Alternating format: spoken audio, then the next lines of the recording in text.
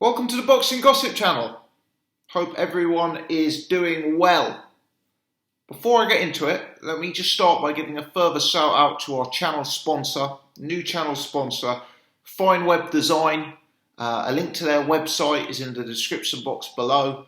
Please do take the time to check it out, give it a look. We're back with a second edition of the BG Hall of Fame. For those who missed out on the first edition, it's up on the channel, and Carl the Cobra Frotz was the first inductee to the most prestigious organisation in the sport, the BG Hall of Fame. I thought long and hard about who I wanted to induct as the second inductee to the Hall of Fame. And after serious deliberations, I've gone with Wladimir Klitschko. And we're going to talk about Klitschko, and we're going to talk about why he is such an early inductee into the BG Hall of Fame in this video. Now, when I did the Carl Frotz induction, and if you haven't already checked that out, please do. But when I did that one, I started with one of my early memories of Carl Frotz. And I'm going to do the same with Wladimir Klitschko. This is being filmed in 2018. Now, Klitschko won the Olympic gold medal in 1996. I was certainly around in 96, but probably a little bit on the younger side to be taking too serious an interest in the ins and outs of the sport. My real first adult memory of Wladimir Klitschko was when I was in my early 20s, back in 2011. Now, I'd seen Klitschko fight once or twice before. I was certainly aware of him. I would describe myself as a casual fan of the sport back in 2011. But I remember going to the pub with my mates to watch David Haye versus Wladimir Klitschko. And at the time, I would have described myself as a casual David Haye fan. Was probably even more of a casual fan than some of you would say I am today. I remember going to the pub to watch David Haye versus Wladimir Klitschko, having a few lagers and watching the fight. And obviously David Haye, the big British hope, had that big win against Nikolai Valuev. Dealt with an opponent who was 7 foot tall. A lot of us, including myself, were guilty of buying into the hype. Perhaps even today, I'm still guilty of buying into the David Haye hype. And, you know, we were thinking that David Haye had a real chance of upsetting the apple cart against Wladimir Klitschko. And what stands with me from that fight, is not the actual fight itself, because the fight itself was a slightly drab affair. You know, there's better 12 rounds of heavyweight boxing that any one of us could point out and any one of us could find. But what stood out for me was the levels between the two men. I know subsequently after the fight, David Haye came out and David Haye talked about injuries that he had going into the fight. You know, he didn't overly enamour himself with the public, with the excuses. But realistically, for me, that was a David Haye close to his peak as a heavyweight, potentially even at his peak as a heavyweight. And the gap between Klitschko and David Haye was just very, very vast. You know, for me, that wasn't a competitive fight. For me, it was a fight that Vlad was winning from the first round to the 12th round. For me, it was a fight that Vlad dominated. It was a fight that Vlad took away from David Haye. It was a fight where Vlad extinguished the threat that David Haye posed. Now, I watched that fight back years later, maybe 2016, maybe 2017. And to this day, I'm still mightily impressed with Wladimir Klitschko's performance in that fight. Yeah, Klitschko is known as a devastating knockout artist. I'm just having a look at my notes before I film. Klitschko's 53 knockouts on his resume. So this is one of the small minority of Wladimir Klitschko wins that actually went the distance. Of his 64 wins, 53 ended by way of knockout. But for me, you can actually make an argument that his dominant display over David Haye was potentially the pick. Obviously there's an array of highlight reel knockouts, but given the calibre of the opponent and given the domination from Wladimir Klitschko, I think it's very possible to say that is either his number one performance or certainly in the discussion. You look at the way Klitschko moves around the ring. He's a big guy, 6'6", must be 17 stone, moving around the ring, so light on his feet, so athletic, such good footwork, the use of the jab, the judgment of range. Klitschko was a guy who had truly mastered his style. He took the game away from David Haye. He dominated the fight. Was he always the most interesting style to watch? Absolutely not. But boy, was he good at what he did. And I talked about that phrase, mastering his style. I've been painting to that.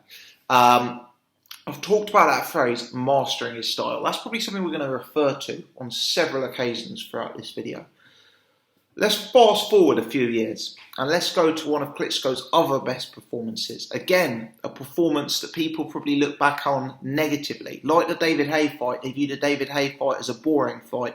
They also view this one as a boring fight. They view it as a fight where Klitschko was unsportsmanlike in his tactics. But I'm going to fast forward to another grade A opponent who Wladimir Klitschko beated. And yet again, it's another guy who was one of the small minority who went the distance in defeat with Wladimir Klitschko. And that's when Klitschko took on Alexander Povetkin. In Alexander Povetkin's backyard in Russia, at a time when tensions between Ukraine and Russia, I remember, being through the roof.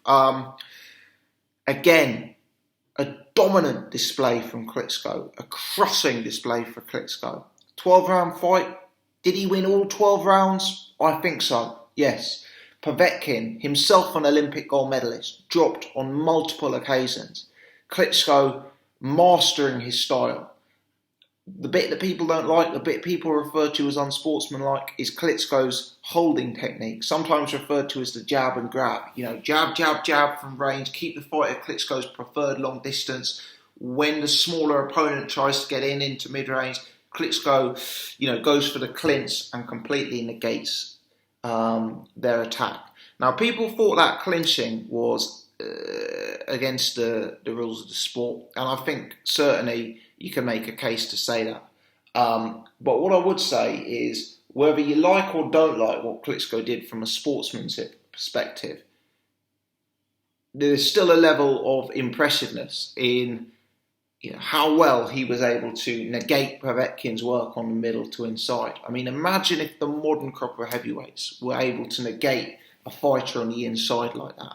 Imagine if you could take a Joshua, take a Wilder, take a David Price and give them that level of discipline on the inside and that level of ability to close down opponents. Sure, it may not make the most interesting, explosive fights, but in terms of effectiveness, if you can get away with it, the referee's allowing you to get away with it, then it's certainly effective. A lot of Klitschko detractors refer to the early stages of his career when he had stamina problems and when people said he had chin problems. For me, given the age I'm at an age where when I first got into boxing as a casual fan and as my interest in the sport developed, Klitschko was one of the long-standing elite champions of the sport where it was very, very hard to see him losing. When I was getting seriously into boxing, 2012, 2013, 2014, when I started this channel, there were names in the sport like Floyd Mayweather, Andre Ward, and for me, Wladimir Klitschko was in that bracket of dominant champions, or champions you just couldn't really see getting beat.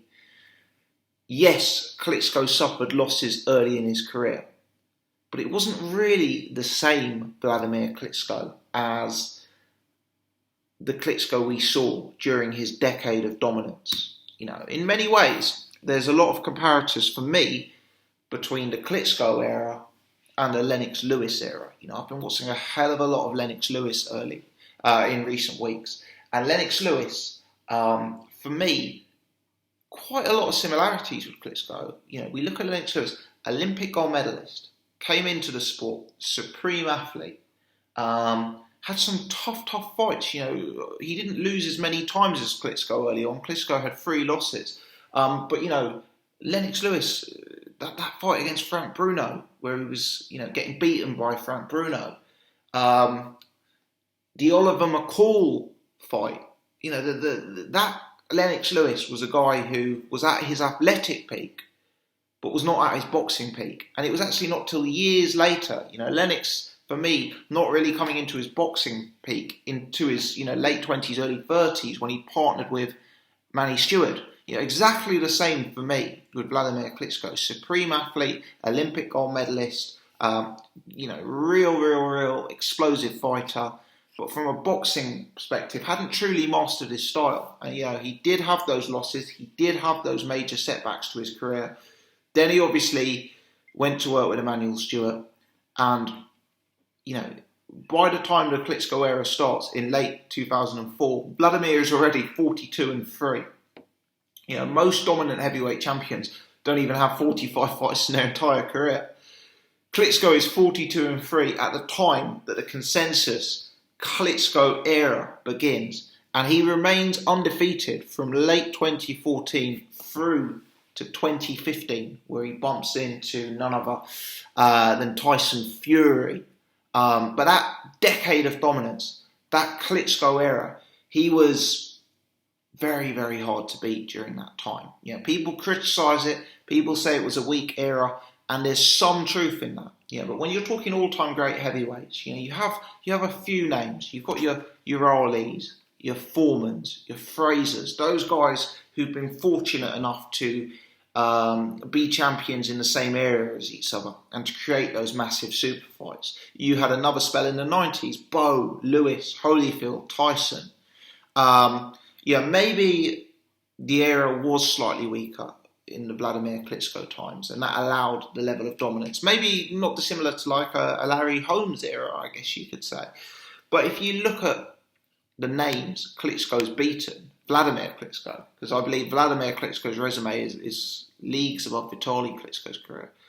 From a resume perspective, we may talk about Vitaly Klitschko at a later date, but in terms of resume, looking back at his resume at the end of his career, Wladimir is well above Vitaly. But just look at some of the names during that decade of dominance. Alexander Povetkin and David Haye, who we've already referenced. Those are probably the 2 standout names. Kubrat Pulev, Eddie Chambers, Samuel Peter, Ray Austin, Sultan Ibragimov, Calvin Brock, Chris Bird, Lamont Brewster, Tony Thompson, Hasim Rahman, Ruslan Chigayev. I'm probably missing a few as well. These won't go down as all-time great heavyweights, but it's the consistent domination of very good heavyweights. Very good heavyweights. Maybe not elite, maybe not all-time great, maybe not top 25 heavyweights, but very good heavyweights. And it's over a decade of dominance. And I have no doubt that in 20, 30 years' time, it seems unfashionable. It seems very fashionable to be against Wladimir Klitschko at the minute. Obviously people don't like his style. People don't like his robotic personality. People thought he was too safety first. People thought he held jab and grab too much. But in 20, 30 years' time, I think this resume, this decade of dominance, will be looked back in a similar fashion to a Larry Holmes. And I don't think there'll be too many top 10 all-time great heavyweight lists that exclude Wladimir Klitschko. Maybe you could have him just outside of the top 10. I'd personally have him in the top 10, but certainly in the top 15 for me. Certainly in the top 15. From a stylistic perspective, look, I'm a younger boxing fan. I wasn't around in the 70s during the era of Muhammad Ali. I've had to start educating myself recently on some more historic boxing. I've watched a lot of Lewis, Holmes, Bowe, Tyson, Holyfield. Did a video the other day on Razor Ruddock. Did a video recently on James Buster Douglas. I've done a lot of these. I've looked at a lot of heavyweight boxing, both current and past. There's still a long way to go in terms of my education, but for me, Wladimir Klitschko, with his jab, you've got to say that Wladimir Klitschko has one of the most elite boxing jabs of all time. You know, one of the top boxing jabs of all time. He's a huge power puncher. 53 wins coming by way of knockout. 69 fights, 64 wins, 53 coming by way of knockout. That longevity, that power was there from his early fights through to when he was fighting, in the mid-2010s. It really was. The development of that left hook. Klitschko had so much to offer from an offensive perspective. He wasn't complete. Did he punch to the body? No. Did he fight on the inside? No. But offensively, his jab, one of the best of all time. His power, very much up there with the all-time greats for me. The left hook, the right-hand cross, his ability to keep distance, his footwork, his athleticism. For me, Klitschko really has to go down as one of the best heavyweights in history. And certainly for me, in terms of the era that I've been watching boxing, and certainly the era that I've been covering boxing on YouTube, I've got to say a clear standout as the number one heavyweight. A clear standout. Funnily enough, the AJ loss, quite a fitting way for me, for Wladimir to go out on his shield, aged 40. And that loss may in time look very, very good. Because if AJ goes on to be all-time great heavyweight, a dominant champion, if AJ goes on to unify titles, continue to unify titles and cement his own legacy, people may say, Wladimir Klitschko was the guy who got closest to beating AJ, and he did that aged 40.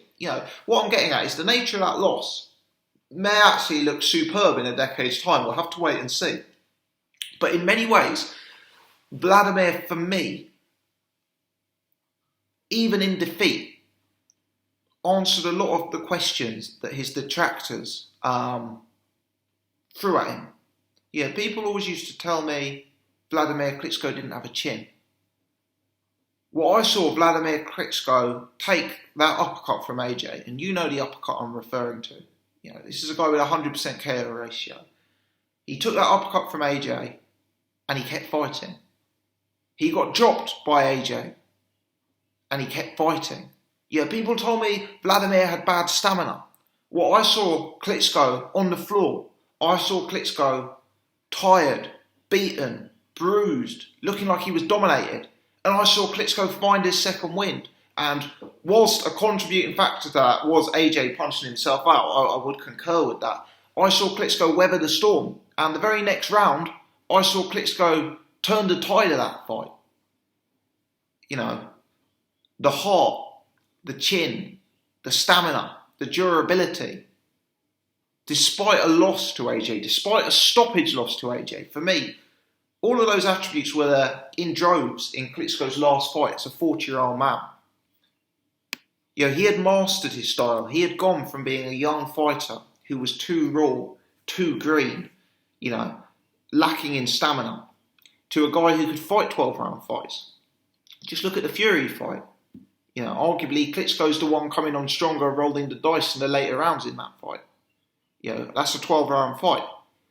Klitschko, seen early on in his career as someone with defensive frailties. There's periods when Klitschko is fighting, in the sort of 2010 onwards period, where you can say that he is a guy who's even mastered a defensive style. For me, that Klitschko of 2002, 2003 just was a completely different fighter to the Klitschko who had his big performances in the decade of dominance. People will make comments in this video saying, what about the Ross Purity loss? What about the Corey Sanders loss? But heavyweights take losses. Lennox Lewis isn't a terrible fighter because he got beaten by Oliver McCall. Mike Tyson isn't a terrible fighter because he got beaten by James Buster Douglas. People take losses, and Klitschko learned from his losses. Klitschko adapted and evolved because of those losses. Let me share with you some of the landmark achievements of Klitschko's career. Klitschko defeated 23 separate fighters in world heavyweight title fights. That is a leading stat. That beats Joe Louis and Muhammad Ali. He beat 23 different fighters. Wladimir Klitschko has 25 wins in world title fights. Wladimir Klitschko has the longest combined championship run at 4,383 days. He has the second longest run of consecutive defences. He set a record in beating 12 undefeated opponents. He beat 10 individuals who had held or either still held world championships. Either held world championships previously or were holding them at the time that Klitschko fought them.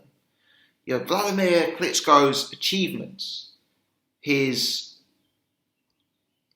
he has to be up there based on longevity, consistency, dominance. And whilst he probably hasn't, beaten someone who would be considered a top 10 or top 15 all-time great heavyweight, it's the complete domination of that second tier, that for me puts him in that discussion. And if you look at some people who are consensus top 15 heavyweights of all time, there are certainly other fighters in there who haven't beaten consensus all-time great top 10 heavyweights. Sometimes the continued consistent dominance of that second tier, being upper second tier fighters like David Haye, Povetkin, Pulev, merits inclusion in a legacy. So for me, when I will look back at Wladimir Klitschko, I will remember a decade of dominance. I will remember a fighter who didn't really look like he could lose in 2011, 2012, 2013, 2014. I will remember a fighter dominating an era where there just weren't fighters you would really pick to beat him. I will remember the 53 knockouts. I remember the 53 knockouts. And I will remember a fighter who completely changed the course of their career, being 42-3, being written off, being, not considered a serious heavyweight, to a guy who solved his defence problems, solved his stamina problems, and adapted a new style under the guidance of Emmanuel Stewart. Had one of the best jabs in the history of heavyweight boxing, and showed that you can master a style to an extent where you can close fighters down, you can take the game away from fighters. And even though you don't have the complete set of skills in terms of body punching, in terms of inside game, you can develop and perfect your style to a point where one style is enough to get you that longevity of heavyweight title defences. I'll also remember Klitschko as a guy who took on all comers, multiple belts, can't really say he ducked anyone in hindsight, took on his mandatories. Sometimes people will look at his resume and they'll talk about some of the weaker names in his resume. They'll say, oh, but he fought Francisco Pianeta. Oh, but he fought Alex Leopai. This was part of, having those belts for so long, being forced to fight your mandatories. Took on all comers, went out in his shield answering a lot of questions in his last fight. And also a guy who conducted himself with great dignity inside and outside of the ring. I don't really talk about role models on this channel. It's not something that I spend too much time thinking about. But you look at the stuff the guy's done outside of the ring for charity. You look at the success he's had outside of boxing, in academia, in business. You look at the languages he speaks. You look at some of his other achievements. And I've got to say, respect to Wladimir Klitschko. For me, a very, very worthy second inductee to the BG Hall of Fame. Someone who I suspect will be remembered more fondly in 15, 20 years' time than he is today. And someone who should be an inspiration to young fighters who take a loss and a setback early on in their careers. Someone who shows that you can change, you can adapt a new style, you can work on your faults, and you can still go down as an elite fighter. Let me know your thoughts. Give me your comments in the comment section below. If you've enjoyed this content, please take the time to hit the thumbs up. Please subscribe if you haven't already done so.